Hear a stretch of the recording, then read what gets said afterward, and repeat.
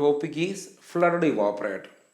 അപ്പോൾ flooded evaporator എന്ന് പറയുന്ന അടുത്ത ഒരു ഇവാപ്പറേറ്റർ ടൈപ്പിലേക്ക് പോവുകയാണ്.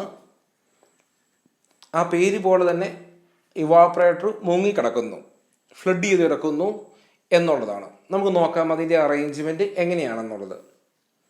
അപ്പോൾ ഇവിടെ നമുക്കൊരു ഇവാപ്പറേറ്റർ കോയിലുണ്ട്, ഒരു അക്കുമുലേറ്റർ എന്ന് പറയുന്ന ഒരു ചേമ്പറുണ്ട്, ദെൻ ഒരു ഫ്ലോട്ട് ചേമ്പറുണ്ട്. ഓക്കെ, ഈ ഫ്ലോട്ട് ചേമ്പറും അക്കുമുലേറ്ററും ഇവാപ്പറേറ്റർ കോയിലും തമ്മിൽ കണക്ട് ചെയ്തിരിക്കുകയാണ്. അപ്പോൾ ഫ്ലോട്ട് ചേമ്പറിൽ എന്തുമാത്രം ലെവല് റെഫ്രിജറൻ്റ് ഉണ്ടോ, ലിക്വിഡ് റെഫ്രിജറൻ്റ് ഉണ്ടോ, അത്രയും ലെവല് അക്കുമുലേറ്റർ കാണും. അതേ ലെവലിൽ തന്നെ ഇവാപ്പറേറ്ററിലും ലിക്വിഡ് റെഫ്രിജറൻ്റ് ഫില്ലായി കിടക്കും. അപ്പോൾ ഇവാപ്പറേറ്ററിൽ ലിക്വിഡ് റെഫ്രിജറൻ്റ് ഓൾമോസ്റ്റ് നിറഞ്ഞു കിടക്കുന്നത് കൊണ്ടാണ് നമ്മൾ ഈ ഒരു സിസ്റ്റത്തിനെ ഫ്ലഡഡ് ഇവാപ്പറേറ്റർ എന്ന് വിളിക്കാൻ കാരണം.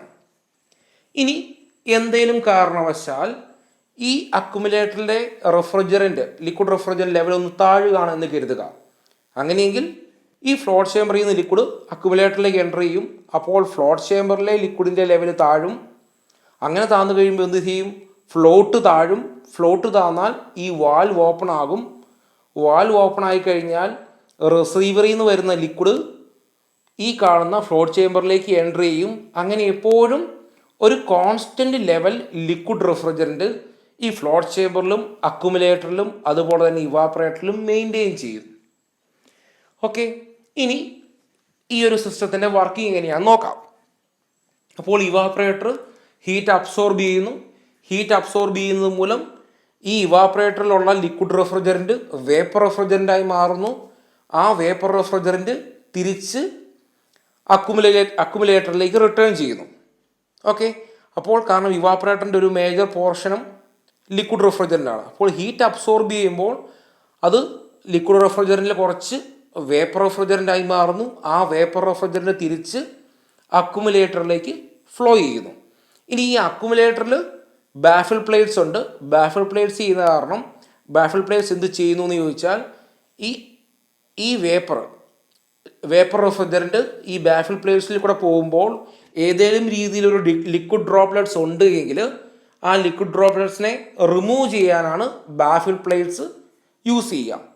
ദെൻ പ്യുവർ ആയിട്ടുള്ള വേപ്പർ റെഫ്രിജറൻ്റ് ഈ അക്കുമുലേറ്ററിന് എക്സിറ്റിൽ വരുന്നു. ദെൻ അത് നേരെ കംപ്രസറിലേക്ക് കൊടുക്കുന്നു. അപ്പോൾ അതാണ് ഈ ഒരു സിസ്റ്റം. ഇനി ഈ ഇവാപ്പറേറ്ററിലെ ലിക്വിഡിൻ്റെ ലെവൽ താഴുമ്പോൾ അക്കുമുലേറ്ററിൽ നിന്ന് ലിക്വിഡ് ഇവാപ്പറേറ്ററിലേക്ക് ഫ്ലോ ചെയ്യുന്നു. അപ്പോൾ അക്കുമുലേറ്റർ ലെവൽ താഴും. ദെൻ ഫ്ലോട്ട് ചേമ്പറിൽ നിന്ന് ലിക്വിഡ് അക്കുമുലേറ്ററിലേക്ക് ഫ്ലോ ചെയ്യും.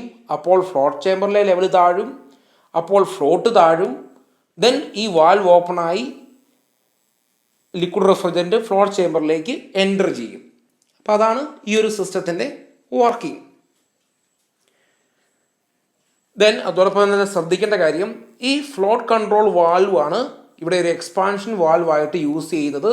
അതുപോലെ തന്നെ കോൺസ്റ്റൻറ്റ് ലെവൽ ലിക്വിഡ് ഈ 3 ഡിവൈസ് ഫ്ലോട്ട് ചേമ്പർ, അക്കുമുലേറ്റർ, ഇവാപ്പറേറ്റർ ഇവരെല്ലാം കോൺസ്റ്റൻറ്റ് ലെവൽ ലിക്വിഡ് മെയിൻറ്റെയിൻ ചെയ്യാൻ കാരണക്കാരനാകുന്നത്. അപ്പോൾ നമുക്കിനി വായിക്കാം. Flooded evaporator.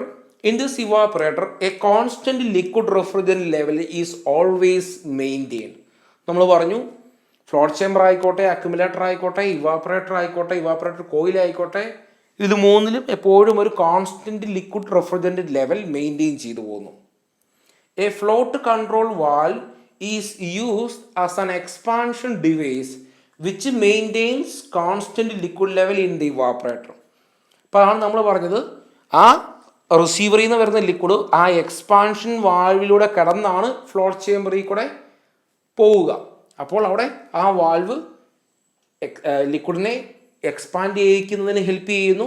അതോടൊപ്പം തന്നെ ഈ ഫ്ലോട്ട് ചേമ്പറിലും അക്യുമുലേറ്ററിലും ഇവാപ്പറേറ്ററിലും ഒരു കോൺസ്റ്റൻറ്റ് ലിക്വിഡ് ലെവൽ മെയിൻറ്റെയിൻ ചെയ്യാനും ഹെൽപ്പ് ചെയ്യുന്നു. കാരണം ഏതെങ്കിലും രീതിയിൽ ഇവാപ്പറേറ്ററിൽ ലിക്വിഡ് റെഫ്രിജറൻ്റ് കുറയുകയാണെങ്കിൽ ഫ്ലോട്ട് വാൽവ് ഓപ്പണായി റിസീവറിൽ നിന്ന് വരുന്ന ലിക്വിഡ് വാൽവിൽ കൂടെ കടന്ന് എക്സ്പാൻഡായി അത് ഫ്ലോട്ട് ചേമ്പർ വഴി അക്യുമുലേറ്റർ വഴി ഇവാപ്പറേറ്ററിൽ എത്തുന്നു. The liquid refrigerant from the receiver passes through a float valve and accumulator before entering the evaporator coil. കാരണം നമുക്കറിയാം ഇവാപ്പറേറ്ററിലേക്ക് എൻ്റർ ചെയ്യുന്നതിന് മുമ്പ് എക്സ്പാൻഷൻ വാൽവിലൂടെ കടന്ന് വേണം വരാൻ. കാരണം എങ്കിലേ എക്സ്പാൻഡ് ചെയ്ത് low temperature low pressure liquid refrigerant എന്ന കണ്ടീഷനിലേക്ക് മാറാൻ പറ്റും. അപ്പോൾ ഈ ഫ്ലോട്ട് വാൽവിലൂടെ കടന്നു വരുമ്പോൾ അവിടെ എക്സ്പാൻഷൻ സംഭവിക്കുന്നു. The accumulator serves as a storage tank for the liquid refrigerant. Accumulator ഒരു സ്റ്റോറേജ് ടാങ്ക് എന്ന രീതിയിൽ വർക്ക് ചെയ്യുന്നു. കാരണം ഇവാപ്പറേറ്ററിൽ എന്തുമാത്രം ലിക്വിഡ് ആണോ ഇവാപ്പറേറ്റ് ചെയ്ത് പോകുന്നത്, അപ്പോൾ അതിന് കറസ്പോണ്ടിങ് ആയിട്ട് ലിക്വിഡ് അക്യുമുലേറ്ററിൽ നിന്ന് ഇവാപ്പറേറ്ററിലേക്ക് ഒഴുകുന്നു. അങ്ങനെ എപ്പോഴും ഇവാപ്പറേറ്ററിൽ ഒരു കോൺസ്റ്റൻറ്റ് ലിക്വിഡ് ലെവൽ മെയിൻറ്റെയിൻ ചെയ്യാൻ സാധിക്കുന്നു. Accumulator maintains A constant liquid level in the evaporator and helps to separate the liquid refrigerant from the vapor returning to the compressor. അപ്പോൾ തിരിച്ച് ഈ ഇവാപ്പറേറ്ററിൽ ഉണ്ടാകുന്ന വേപ്പർ അത് തിരിച്ച് അക്യുമുലേറ്ററിലേക്കാണ് പോകുന്നത്. ദെൻ അക്യുമുലേറ്ററിൻ്റെ ടോപ്പ് പോർഷനിൽ കൂടെ അത് കംപ്രസറിലേക്ക് ഫ്ലോ ചെയ്യുന്നു. അങ്ങനെ ഫ്ലോ ചെയ്യുമ്പോൾ ബാഫിൽ പ്ലേറ്റ്സ് ആ വേപ്പറിനെ കംപ്ലീറ്റ് ആയിട്ടും വേപ്പറാണ് എന്ന് ഉറപ്പ് വരുത്തിയതിന് ശേഷമാണത് കംപ്രസറിലേക്ക് സപ്ലൈ ചെയ്യുക. ഏതെങ്കിലും രീതിയിൽ water droplets refrigerant liquid droplets ആയിട്ട് ഉണ്ട് എങ്കിൽ അത് റിമൂവ് ചെയ്യാനാണ് ബാഫിൽ പ്ലേറ്റ്സ് യൂസ് ചെയ്യുക. The liquid refrigerant in the evaporator coil vaporizes and thus the liquid level falls down. The accumulator supplies more liquid refrigerant to the evaporator in order to keep the liquid refrigerant in the evaporator at the proper level. In this way, the level of liquid refrigerant in the accumulator also falls down. ആ sentence എല്ലാം നമ്മൾ പറഞ്ഞതാണ്. Since the float within the float chamber rests on liquid refrigerant at the same level as that in the accumulator, therefore the float also falls down and open the float valve. ഇപ്പോൾ എപ്പോഴാണോ ഇവാപ്പറേറ്ററിൽ liquid level താഴുന്നത്, corresponding ആയിട്ട് അക്യുമുലേറ്ററിലേയും താഴും float ചേമ്പറിലേയും താഴും. അപ്പോൾ ഫ്ലോട്ട് താഴും, ദെൻ ഫ്ലോട്ട് വാൽവ് ഓപ്പൺ ആകും, ദെൻ റിസീവറിൽ നിന്ന് വരുന്ന ലിക്വിഡ് വാൽവിൽ കൂടെ കടന്ന് ഫ്ലോട്ട് ചേമ്പറിലേക്ക് എത്തുന്നു. അങ്ങനെ എപ്പോഴും ലിക്വിഡ് ലെവൽ മെയിൻറ്റെയിൻ ചെയ്യുന്നു. As the liquid level in the accumulator rises and reaches to the constant level, the float also rises with it until the float to control valve closes. അപ്പോൾ liquid level കുറഞ്ഞാൽ float valve open ആകുന്നു, അങ്ങനെ liquid ഒഴുകുന്നു. Liquid ഒഴുകി ഒരു particular level എത്തുമ്പോൾ float valve പൊങ്ങുന്നു, then valve അടയുന്നു, പിന്നെ flow ഉണ്ടാകത്തില്ല. Since the evaporator is almost completely filled with liquid refrigerant, therefore the vapor refrigerant from the evaporator is not superheated, but it is in a saturated condition. അപ്പോൾ evaporator complete ആയിട്ടും ഒരു 80% 90% liquid refrigerant ആണ് എപ്പോഴും ഫില്ലായിട്ടിരിക്കുന്നത്. അതുകൊണ്ട് തന്നെ ഇവാപ്പറേറ്ററിൻ്റെ എക്സിറ്റിൽ വരുന്നത് dry saturated vapour ആയിരിക്കും, ഒരിക്കലും സൂപ്പർ ഹീറ്റ് വേപ്പർ ആവില്ല. In order to prevent liquid refrigerant to enter into the compressor, an accumulator is generally used with flooded evaporator. അപ്പോൾ ലിക്വിഡ് റെഫ്രിജറൻ്റ് ഒരു കാരണവശാലും കംപ്രസറിൽ എൻ്റർ ചെയ്യാൻ പാടില്ല. അപ്പോൾ അതുകൊണ്ട് accumulator is generally used with flooded evaporator. Then the liquid refrigerant trapped in the accumulator is recirculated to the evaporator. അപ്പോൾ ഈ ഇവാപ്പറേറ്ററിൽ നിന്ന് വരുന്ന ഡ്രൈ സാച്ചുറേറ്റഡ് വേപ്പർ അതിനകത്ത് ഏതെങ്കിലും രീതിയിലുള്ള ലിക്വിഡ് ഡ്രോപ്ലെറ്റ്സ് ഉണ്ട് എങ്കിൽ അത് കംപ്രസറിന് കേടാണ്. അപ്പോൾ അതുകൊണ്ട് അതിനെ റിമൂവ് ചെയ്യണം. അതിനുവേണ്ടി ബാഫിൽ പ്ലേറ്റ്സ് യൂസ് ചെയ്യുന്നു. ബാഫിൽ പ്ലേറ്റ്സ് പ്യുവർ ആയിട്ടുള്ള വേപ്പറിനെ കംപ്രസറിലേക്ക് വിടുന്നു, ലിക്വിഡ് ഡ്രോപ്ലെറ്റ്സിനെ അത് തടഞ്ഞു നിർത്തി തിരിച്ച് അക്യുമുലേറ്ററിൽ തന്നെ അത് ഇടുന്നു. The evaporator coil is connected to the accumulator and the liquid flow from the accumulator to evaporator coil is generally by gravity. അപ്പോൾ അക്യുമുലേറ്ററിൽ നിന്ന് ഇവാപ്പറേറ്റർ കോയിലേക്കുള്ള ഫ്ലോ എന്ന് പറയുന്നത് under ഗ്രാവിറ്റിയാണ്. The vapor formed by vaporizing the liquid in the coil being lighter rises up and passes on the top of the accumulator.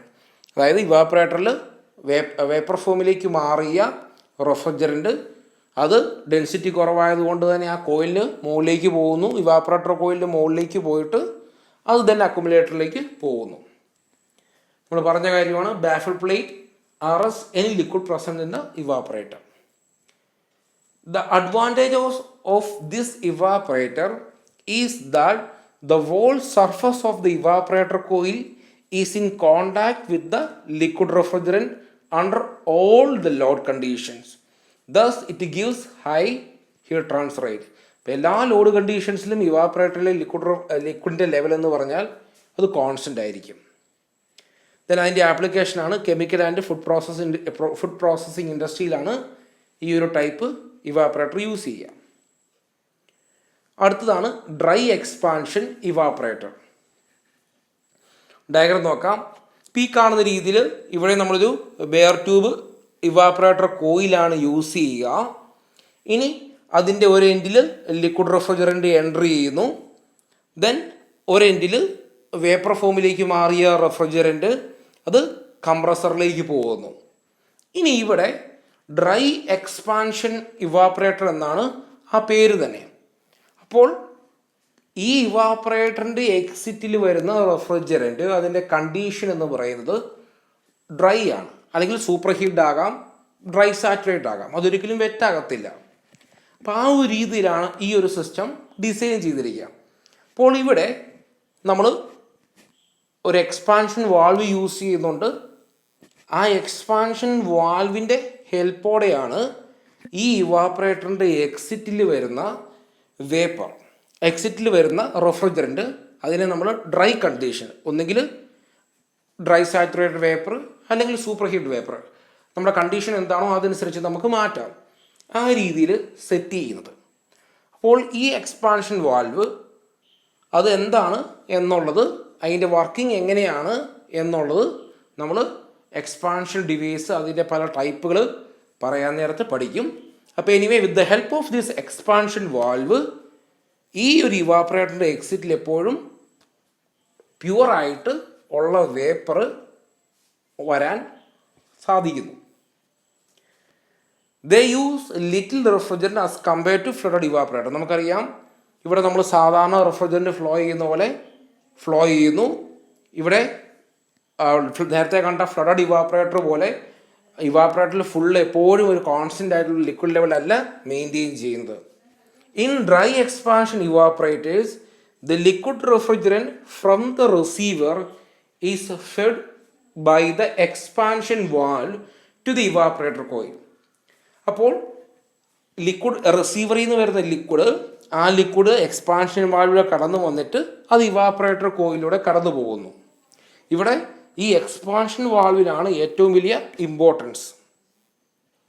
The expansion valve controls the rate of flow of liquid refrigerant in such a way that all the liquid refrigerant is vaporized by the time it reaches at the end of the evaporator coil or the suction line to the compressor. അപ്പോൾ അതാണ് ഇവിടെ use ചെയ്യുന്ന ഈ expansion valve ലിക്വിഡിനെ control ചെയ്യും. Evaporator കോയിലൂടെ കടന്നു പോകുന്ന ലിക്വിഡിനെ control ചെയ്യും. Control ചെയ്യുന്ന എന്താ, എക്സിറ്റിൽ, ഇവാപ്പറേറ്റർ കോയിലിൻ്റെ എക്സിറ്റിൽ എപ്പോഴും നമുക്ക് ഒരു പർട്ടിക്കുലർ കണ്ടീഷനുള്ള റെഫ്രിജറൻ്റ് എത്തണം. മേ ബി അത് ഡ്രൈ സാച്ചുറേറ്റഡ് ആകാം, അല്ലെങ്കിൽ ഒരു പർട്ടിക്കുലർ എമൗണ്ട് സൂപ്പർ ഹീറ്റഡ് ആയിട്ടുള്ള ഒരു വേപ്പർ ആകാം. അങ്ങനെ ഏതാണോ കണ്ടീഷൻ, അതായത് ഒന്നെങ്കിൽ ഡ്രൈ സാച്ചുറേറ്റ് വരാം, അല്ലെങ്കിൽ ഏതെങ്കിലും ഒരു പർട്ടിക്കുലർ ടെമ്പറേച്ചറിലേക്ക് സൂപ്പർ ഹീറ്റ് ആയിട്ടുള്ള റെഫ്രിജറൻ്റ് വേപ്പർ ആകാം. അത് മാത്രമേ ഇവാപ്പറേറ്ററിൻ്റെ ഈ എക്സിറ്റിൽ വരാൻ പാടുള്ളൂ. അതെങ്ങനെ പോസിബിൾ ആക്കുന്നു?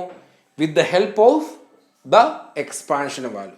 അപ്പോൾ ഈ എക്സ്പാൻഷൻ വാൽവ് ഉപയോഗിച്ചുകൊണ്ടാണ് നമ്മളത് പോസിബിൾ ആക്കുക. അപ്പോൾ എക്സ്പാൻഷൻ വാൽവ് അതനുസരിച്ച് ലിക്വിഡിനെ ഇവാപ്പറേറ്റർ കോയിലൂടെ കടത്തി വിടത്തുള്ളൂ. അതായത് ലോഡ് കുറവാണെങ്കിൽ കുറച്ച് ലിക്വിഡിനെ മാത്രമേ ഇവാപ്പറേറ്റർ കോയിലൂടെ കടത്തി വിടത്തുള്ളൂ. ലോഡ് കൂടുതലാണെങ്കിൽ കൂടുതൽ റെഫ്രിജറന്റിനെ ഈ ഇവാപ്പറേറ്ററിലൂടെ കടത്തിവിടും. അപ്പോൾ എനിവേ ഈ ഇവാപ്പറേറ്ററിൻ്റെ എക്സിറ്റിൽ ഒന്നുകിൽ ഡ്രൈ സാച്ചുറേറ്റഡ് വേപ്പർ വരും, അല്ലെങ്കിൽ സൂപ്പർ ഹീറ്റ് വേപ്പർ വരും. അപ്പോൾ ഡ്രൈ സാച്ചുറേറ്റഡ് ആണ് നമുക്ക് വേണ്ടതെങ്കിൽ ആ രീതിയിൽ നമുക്ക് ആ എക്സ്പാൻഷൻ വാൽവ് സെറ്റ് ചെയ്യാം. അതല്ല സൂപ്പർ ഹീറ്റഡ് ഒരു പർട്ടിക്കുലർ ടെമ്പറേച്ചറിലുള്ള സൂപ്പർ ഹീറ്റഡ് വേപ്പറാണ് വരുന്നതെങ്കിൽ ആ രീതിയിൽ സെറ്റ് ചെയ്യാം.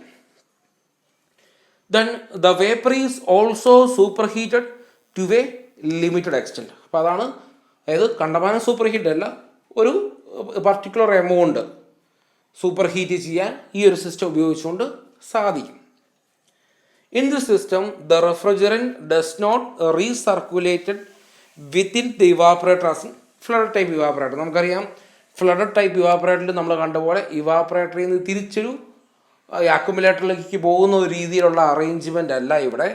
കാരണം ഇവിടെ ഒരെൻഡിൽ ലിക്വിഡ് റെഫ്രിജറൻ്റ് എൻ്റർ ചെയ്യുന്നു, ഒരെൻഡിൽ അത് വേപ്പർ ഫോമിലേക്ക് മാറിയിട്ട് അത് കംപ്രസറിലേക്ക് പോവുകയാണ് ചെയ്യുക. The rate at which the liquid refrigerant is fed to the evaporator generally depends upon the rate of evaporation and increase or decrease as the load on the evaporator increase or decrease. ഇത്രയേ ഉള്ളൂ. ആ evaporator കോയിലൂടെ എത്ര amount liquid flow ചെയ്യണം എന്ന് തീരുമാനിക്കുന്നത്, അതുപോലെ തന്നെ evaporator കോയിലിൻ്റെ എക്സിറ്റിൽ ഏത് കണ്ടീഷനിലുള്ള റെഫ്രിജറൻ്റ് വരണം എന്ന് തീരുമാനിക്കുന്നതും ഈ എക്സ്പാൻഷൻ വാൽവാണ്. ചുരുക്കി പറഞ്ഞാൽ എക്സ്പാൻഷൻ വാൽവാണ് ഇവിടെ കൺട്രോൾ ചെയ്യുന്നത് ഇവാപ്പറേറ്ററിൻ്റെ എക്സിറ്റിൽ വരുന്നത് ഏത് ടൈപ്പ് റെഫ്രിജറൻ്റ് ആയിരിക്കണമെന്ന്. ഓക്കെ, പക്ഷെ ആ റെഫ്രിജറൻ്റ് ഒന്നുകിൽ ഡ്രൈ സാച്ചുറേറ്റ് വരാം, അല്ലെങ്കിൽ സൂപ്പർ ഹീറ്റ് വരാം. ഇപ്പം നമ്മൾ എക്സ്പാൻഷൻ വാൽവ് സെറ്റ് ചെയ്യുന്നത് ആ ഇവാപ്പറേറ്ററിൻ്റെ എക്സിറ്റിൽ എപ്പോഴും ഡ്രൈ സാച്ചുറേറ്റ് വരണം എന്ന രീതിയിലാണെങ്കിൽ ഡ്രൈ സാച്ചുറേറ്റഡ് ആയിരിക്കും എക്സിറ്റിലുണ്ടാകുക. ഇനി അതല്ല, ഒരു പർട്ടിക്കുലർ ടെമ്പറേച്ചറിലേക്ക് സൂപ്പർ ഹീറ്റ് ആയിട്ടുള്ള റെഫ്രിജറൻ്റ് ആണ് എക്സിറ്റിൽ എപ്പോഴും ഉണ്ടാവേണ്ടതെങ്കിൽ ആ രീതിയിൽ എക്സ്പാൻഷൻ വാൽവ് സെറ്റ് ചെയ്യാൻ സാധിക്കും. ഓക്കെ, അടുത്തതാണ് നാച്ചുറൽ കൺവെക്ഷൻ ഇവാപ്പറേറ്റർ. ആ പേരിൽ തന്നെയുണ്ട് നാച്ചുറൽ കൺവെക്ഷൻ. നാച്ചുറൽ കൺവെക്ഷനിലൂടെ ആണ് ഹീറ്റ് ട്രാൻസ്ഫർ നടക്കുക. ഇപ്പം നമ്മൾ ഫ്രിഡ്ജൊക്കെ എടുക്കുന്നു, നമ്മൾ ഫ്രിഡ്ജിലെടുക്കുകയാണെങ്കിൽ ഫ്രിഡ്ജിലെ ടോപ്പ് പോർഷനിലാണ് ഫ്രീസർ ഉണ്ടാവുക.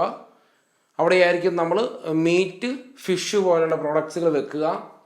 ആ ഫ്രിഡ്ജിൻ്റെ ബോട്ടം പോർഷനിലായിരിക്കും നമുക്ക് വെജിറ്റബിൾ, ഫ്രൂട്ട്സ് അങ്ങനെയുള്ളത് വെക്കുക. കാരണം അതിലൊരു വളരെ കുറച്ചും കൂടെ കൂടിയ ടെമ്പറേച്ചറിൽ മതി അത് കേടാവാതിരിക്കാൻ. പക്ഷേ ഫിഷ്, മീറ്റ് പോലെയുള്ളത് കുറച്ചുകൂടെ കുറഞ്ഞ ഒരു ടെമ്പറേച്ചറിൽ മെയിൻറ്റെയിൻ ചെയ്താലേ അത് കേടാകാതിരിക്കും. അപ്പോൾ അതുകൊണ്ട് തന്നെ ഈ ടോപ്പ് പോർഷൻ എന്ന് പറയുന്നത് വളരെ ലോ ടെമ്പറേച്ചറിലായിരിക്കും. ഫ്രിഡ്ജിൻ്റെ ബോട്ടം പോർഷൻ എന്നൊക്കെ പറയുമ്പം കുറച്ചും കൂടെ ഹയർ ആയിരിക്കും ഫ്രീസറുമായിട്ട് കമ്പയർ ചെയ്യുമ്പോൾ. അപ്പോൾ ഇവിടെ ഫ്രീസറിൻ്റെ ആ ഒരു പോർഷനിലായിരിക്കും ഇവാപ്പറേറ്റർ കോയിൽ ഇരിക്കുക. അപ്പോൾ അതുകൊണ്ടാണ് ആ ഒരു പോർഷൻ എന്ന് പറയുന്നത് വളരെ ലോ ടെമ്പറേച്ചറിൽ മെയിൻറ്റെയിൻ ചെയ്യുക. ഇനി ബോട്ടം പോർഷനിലേക്ക് അപ്പോഴും തണുപ്പെത്തണം. കാരണം ആംബിയനേക്കാളും താഴ്ന്ന ഒരു ടെമ്പറേച്ചറിലാണ് ഫ്രിഡ്ജിനകം വശം എല്ലാം. അപ്പോൾ അതുകൊണ്ട് തന്നെ ഫ്രിഡ്ജിൻ്റെ ബോട്ടം വശവും ലോ ടെമ്പറേച്ചർ തന്നെയാണ്. പക്ഷേ ഫ്രീസറിൻ്റെ അത്രയും ഇല്ല എന്ന് മാത്രം. അപ്പോൾ എങ്ങനെയാണ് അവിടെ ബോട്ടം പോർഷനിലേക്ക് തണുപ്പെത്തുക, അല്ലെങ്കിൽ ബോട്ടം പോർഷനിലേക്കും ഹീറ്റ് പോവുക? കാരണം ഫ്രിഡ്ജിൻ്റെ ടോപ്പ് പോർഷൻ നന്നായിട്ട് തണുത്ത് കഴിയുമ്പോൾ എന്ത് സംഭവിക്കുന്നു? ഈ നാച്ചുറൽ കൺവെക്ഷനിലൂടെ ഈ ഫ്രിഡ്ജിനകം വശം മുഴുവൻ തണുക്കുന്നു. കാരണം ഹോട്ടായിട്ടുള്ള എയർ അതിന് ഡെൻസിറ്റി കുറവാണ്, അപ്പോൾ അത് മുകളിലേക്ക് പോകുന്നു.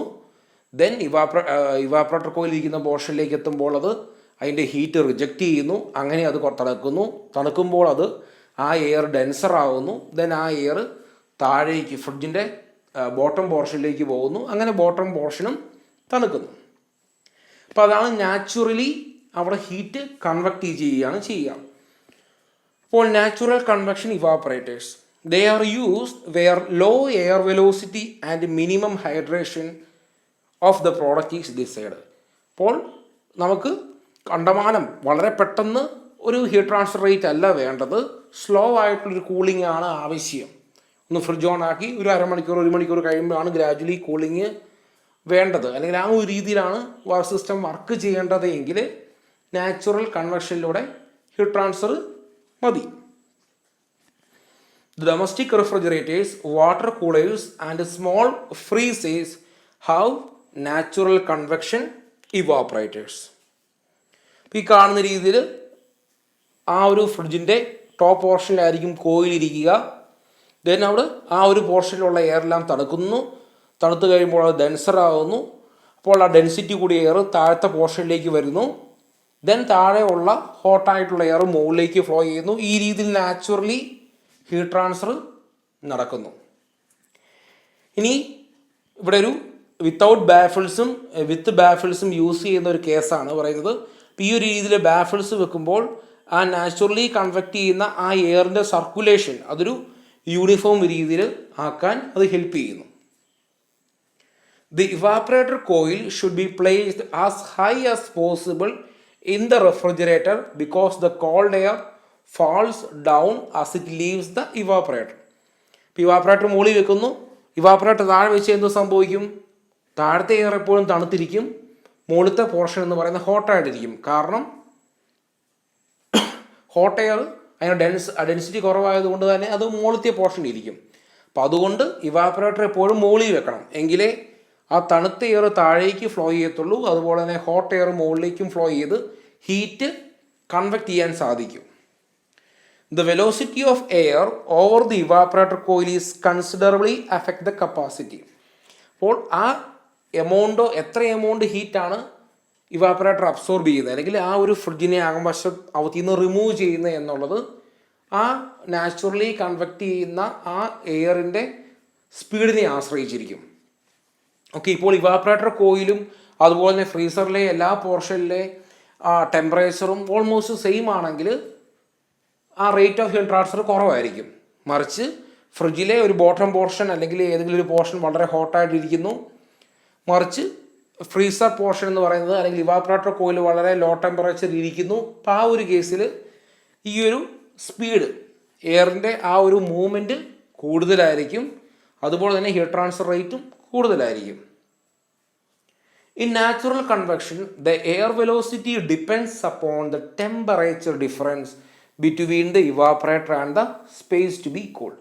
അതാണ് നമ്മൾ നേരത്തെ പറഞ്ഞ പോലെ ഫ്രിഡ്ജിനകം വശത്തെ ആ ഒരു ടെമ്പറേച്ചറും അതുപോലെ തന്നെ ഇവാപ്പറേറ്റർ കോയിലെ ടെമ്പറേച്ചറും ആ ഡിഫറൻസ് കൂടുന്തോറും ഈ നാച്ചുറൽ കൺവെക്ഷൻ്റെ റേറ്റ് കൂടുതലായിരിക്കും. ഇനി ഇത് കോയിലിൻ്റെ പ്രോപ്പറായത് ഒരു അറേഞ്ച്മെൻറ്റ് അല്ലെങ്കിൽ പ്രോപ്പർ അല്ലാത്തൊരു അറേഞ്ച്മെൻറ്റ് രണ്ടും തമ്മിൽ വളരെ വ്യത്യാസമാണ് കാണുന്നത്. Air circulation with incorrect shape of coil, അടുത്തത് air circulation with correct shape of coil. അപ്പോൾ ഈ രീതിയിൽ ഇൻകറക്റ്റ് ഷേപ്പിൽ വെച്ച് കഴിഞ്ഞാൽ ആ എയർ ഫ്ലോ എന്ന് പറയുന്നത് കറക്റ്റ് ആയിരിക്കില്ല. ഇനി ഈ ഒരു രീതിയിൽ പ്രോപ്പറായിട്ട് കോയിൽ വെക്കുമ്പോൾ എന്ത് സംഭവിക്കും? ആ എയറിൻ്റെ സർക്കുലേഷൻ എന്ന് പറയുന്നത് യൂണിഫോം രീതിയിലായിരിക്കും. The circulation of air around the coil depends upon its size, shape and location. അതായത് കോയിലിൻ്റെ സൈസ്, കോയിലിൻ്റെ ഷേപ്പ്, ഇവാപ്പറേറ്റർ കോയിലിൻ്റെ അതുപോലെ തന്നെ ഇവാപ്പറേറ്റർ കോയിലിൻ്റെ ലൊക്കേഷൻ, ഇതെല്ലാം ആ എയർ സർക്കുലേഷനെ ബാധിക്കുന്ന ഘടകങ്ങളാണ്. Then the natural convection can be improved by the use of baffles. നമ്മൾ നേരത്തെ പറഞ്ഞായിരുന്നു, ബാഫിൾസ് ഇല്ലാത്ത കേസിലുള്ള ആ എയർ സർക്കുലേഷനും ബാഫിൾസ് ഉള്ള കേസിലുള്ള എയർ സർക്കുലേഷനും. അടുത്താണ് ഫോഴ്സ്ഡ് കൺവെക്ഷൻ. അതായത് ഇവിടെ എയർ മൂവ്മെൻറ്റ് എന്ന് പറയുന്നത് നാച്ചുറലി ആവില്ല, മറിച്ച് അല്ലെങ്കിൽ ഡെൻസിറ്റി ഡിഫറൻസ് മൂലം ഉണ്ടാകുന്ന ഒരു എയർ മൂവ്മെൻ്റ് ആവില്ല, മറിച്ച് ഒരു ഫാൻ യൂസ് ചെയ്തുകൊണ്ട് നമ്മൾ എയറിനെ ഇവാപ്പറേറ്റർ കോയിലൂടെ സർക്കുലേറ്റ് ചെയ്യുന്നു. The air is forced over the refrigerant cooled coils and fins. This is done by a fan driven by an electric motor. ഇപ്പോൾ നമ്മൾ എ സി ഒക്കെ എടുത്തു കഴിഞ്ഞാൽ എ സിയിലെ കൂളിംഗ് കോയിലുണ്ട്, കൂളിംഗ് കോയിലിനോട് ചേർന്ന് ഒരു ബ്ലോവർ ഉണ്ട്. അപ്പോൾ ബ്ലോവർ എയറിനെ ഫോഴ്സ് ചെയ്ത് ആ കൂളിംഗ് കോയിലിന് പുറത്തൂടെ വിടുന്നു. അപ്പോൾ എയർ ഇത് സംഭവിക്കുന്നു, തണുക്കുന്നു, അങ്ങനെ റൂമിനകത്തേക്ക് വരുന്നു. ആ രീതിയിൽ തന്നെ നമ്മുടെ ഇവാപ്പറേറ്റർ കോയിലിന് പുറത്തുകൂടെ നമുക്ക് സർക്കുലേറ്റ് ചെയ്യുന്നു. ഫോഴ്സ് ആയിട്ട് എയറിനെ ഫാൻ ഉപയോഗിച്ചുകൊണ്ട് സർക്കുലേറ്റ് ചെയ്യിക്കുന്നു. അപ്പോൾ അങ്ങനെ സംഭവിക്കുമ്പോൾ ആ എയർ വളരെ പെട്ടെന്ന് തണുക്കുന്നു, അല്ലെങ്കിൽ ആ ഒരു സ്പേസ് വളരെ പെട്ടെന്ന് തണുക്കുന്നു. Fins are provided to increase the heat transfer. അപ്പോൾ ഇവിടെ ഇവാപ്പറേറ്റർ കോയിൽ ഫിൻസും കൂടെ ഉണ്ടെങ്കിൽ ആ റേറ്റ് ഓഫ് ഹീറ്റ് ട്രാൻസ്ഫർ കൂടും. ഇപ്പോൾ ഈ കാണുന്ന രീതിയിൽ ആ ഇവാപ്പറേറ്റർ കോയിൽ, ആ കോയിലിൽ ഫിൻസ് ഉണ്ട്, ദെൻ അതോടൊപ്പം തന്നെ ഫാൻ ഉപയോഗിച്ചുകൊണ്ട് എയറിനെ ആ കോയിലിന് പുറത്തൂടെ വിടുന്നു. അപ്പോൾ ഇങ്ങനെ ഫോഴ്സ് ചെയ്ത് വിടുന്നതുകൊണ്ട് ആ എയർ എയർഫ്ലോ റേറ്റ് സ്പീഡിൽ നടക്കും. അതുകൊണ്ട് തന്നെ ആ ഒരു നമുക്ക് കൂൾ ചെയ്യേണ്ട സ്പേസ് എന്ന് പറയുന്നത് വളരെ പെട്ടെന്ന് കൂൾ ചെയ്ത് കിട്ടും. കാരണം നാച്ചുറലി എയറിൻ്റെ മൂവ്മെൻറ്റും ഫോഴ്സ് ചെയ്ത് ഇവാപറേറ്റർ കോയിൽ വിടുന്നത് കൊണ്ട് തന്നെ പെട്ടെന്ന് ആ ഒരു ഏരിയ കൂൾ ചെയ്യാൻ സഹായിക്കുന്നു. അപ്പോൾ അതാണ് these evaporators are more efficient than natural convection evaporators. These evaporators requires less cooling surface and high evaporator pressure.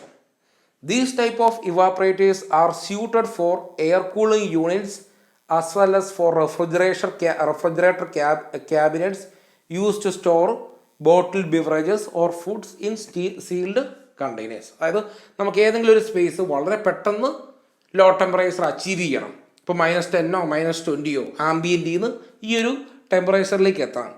അപ്പോൾ അത് എളുപ്പം സാധിക്കുന്നത് ഒരു ഫോഴ്സ്ഡ് കൺവെക്ഷൻ ഇവാപറേറ്ററിലൂടെയാണ്. നെക്സ്റ്റ് ക്ലാസ്സിൽ നമ്മൾ ഇനി ഫ്രോസ്റ്റിംഗ്, ഡീഫ്രോസ്റ്റിംഗ് ഒക്കെ ടൈപ്പ് ഇവാപറേറ്റർ പഠിക്കുന്നതാണ്. Thank you.